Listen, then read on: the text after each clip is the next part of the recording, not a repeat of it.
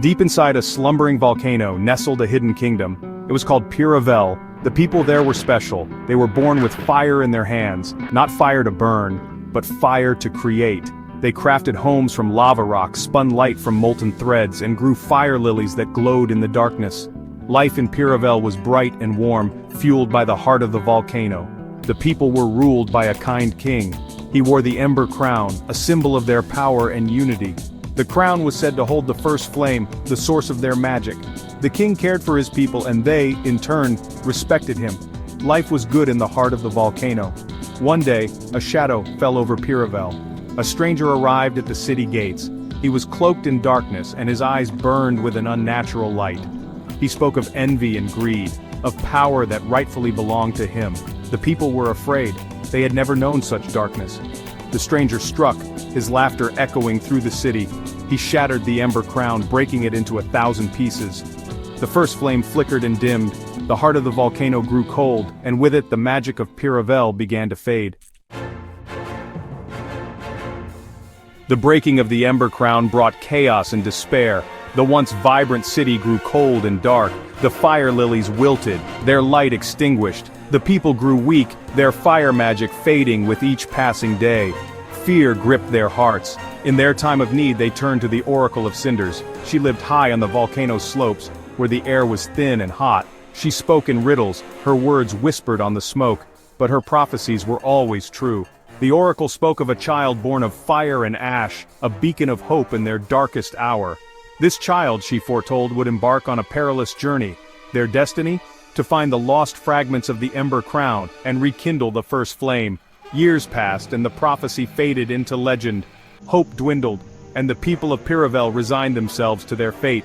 They believed that the oracle's prophecy was just a fantastical tale. Life had become about survival, not about dreams. But deep in the heart of the city, a child was born. Her name was Lena, and she was different. Her hair was the color of ash, and her eyes glowed with an inner fire. When she touched the cold lava rock, a spark ignited, small but powerful. Lena was the child of fire and ash, the last hope of Piravel. Lena grew up hearing tales of the Ember Crown and the lost magic of her people. She trained in secret, her fire magic burning brighter than any other. She dreamed of the day she would fulfill the prophecy, of the day she would bring back the light and warmth to her people. When Lena turned 15, she knew it was time to begin her quest. She gathered her closest friends, Marco, a skilled inventor with a quick wit, and Maya, a brave warrior with a heart of gold. They believed in Lena and the prophecy. They knew that this was their only chance to save their home. Before they left, an old woman approached them. It was the Oracle of Cinders, her eyes filled with wisdom and sadness. "The path will be fraught with peril," she warned, her voice raspy with age. "You will face trials that will test your courage and your bonds.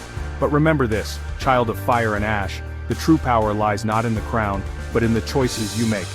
With heavy hearts, Lena, Marco, and Maya bid farewell to their families. They knew that their journey would be long and dangerous, but they were determined to succeed.